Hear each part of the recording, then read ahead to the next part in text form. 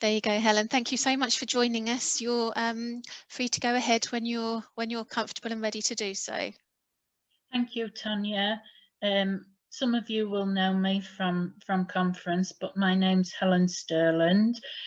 I have BBS 1 and was officially diagnosed in 2011 at the age of 45. When I was born with an extra finger on my left hand and an extra toe on both feet. And my mum wasn't even told. She found out for herself that I had those extra digits. They were amputated when I was about 10 months old. And that was the only thing that really, apart from my weight problem, that I encountered. He's gone blank, done it.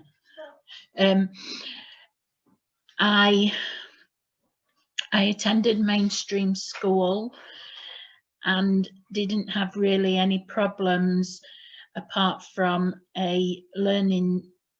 extra learning with reading at junior school. I finished school and attended college, where I did a catering course for 2 years.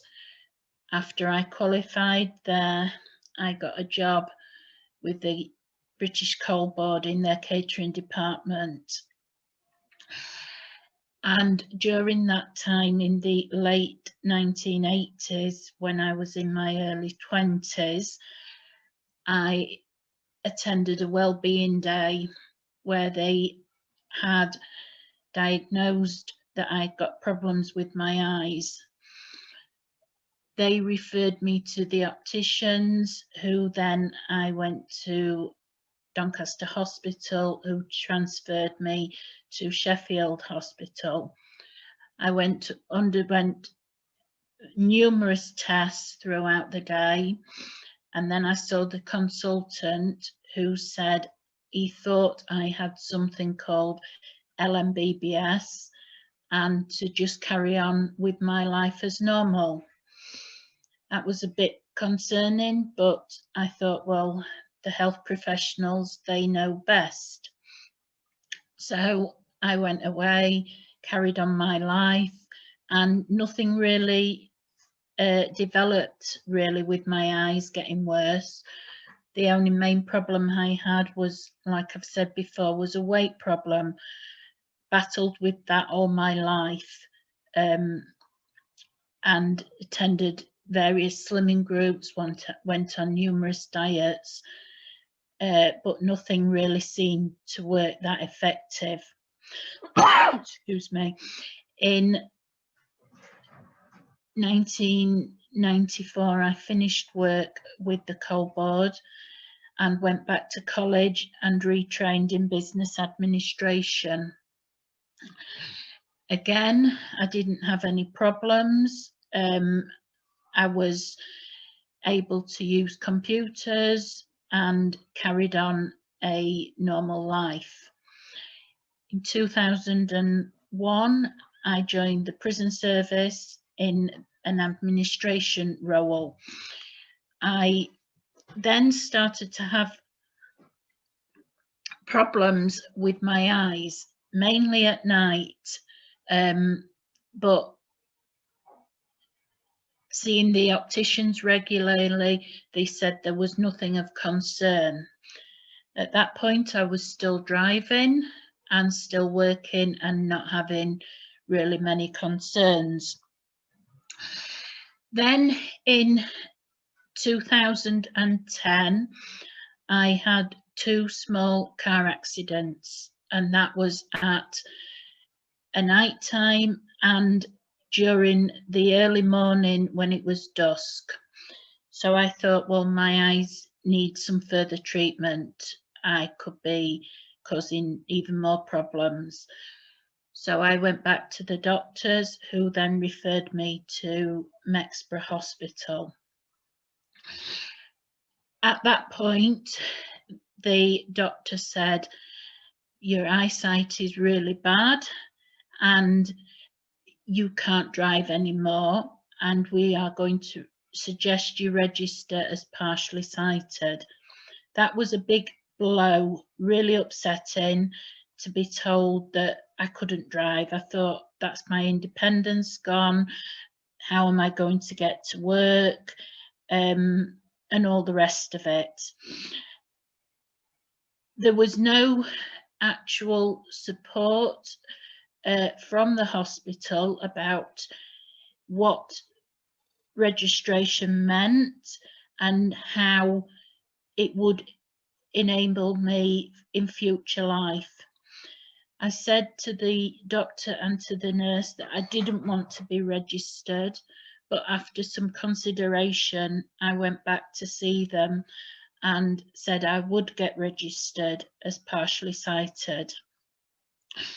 At that point, the nurse was very destructive and said, well, there is no monetary value in being registered. That really upset me more than ever, because I wasn't doing it for that point of view. I was doing it for what the future could hold. I went then back to work and saw my employer, and they told me about access to work, which would enable me to carry on my job and be able to get to work independently. I didn't know anything about access to work, so I went through the process and eventually got that, and I was able to get taxis to and from work. I also saw the Works Occupational Health Department, who put measures in place and was absolutely brilliant. And I carried on as best I could, and they made all the adaptations they could. But as time was going on, my eyes was getting worse, and I couldn't do my role properly within the administration. Then in 2016, I decided to go for ill health retirement due that I couldn't do my job properly. And I actually finished with the prison service in 2017. And at that point I thought, what am I going to do? I've worked for 16 years. I had a routine. I was independent.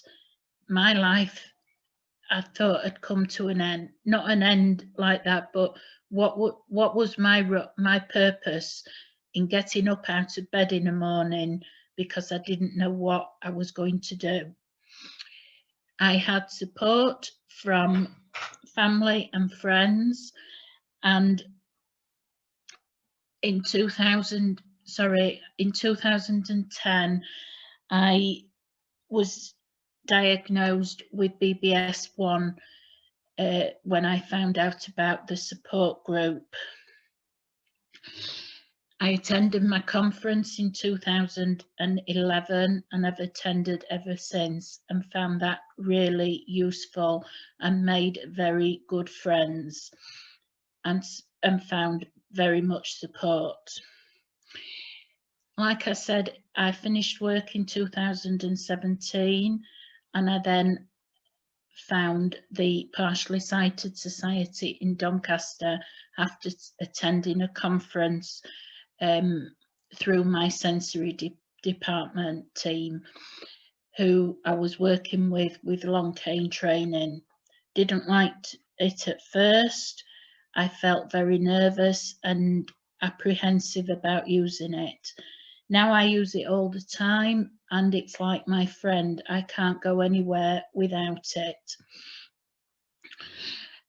I live independently as best I can, but that is accepting now I can't do things like I used to do. And again, that has been very hard and very difficult.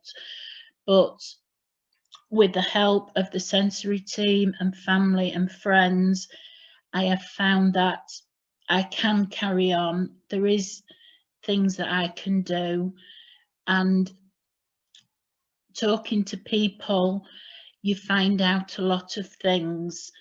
You don't always get the information via your doctors or other organisations, but you do from friends and especially BBS support.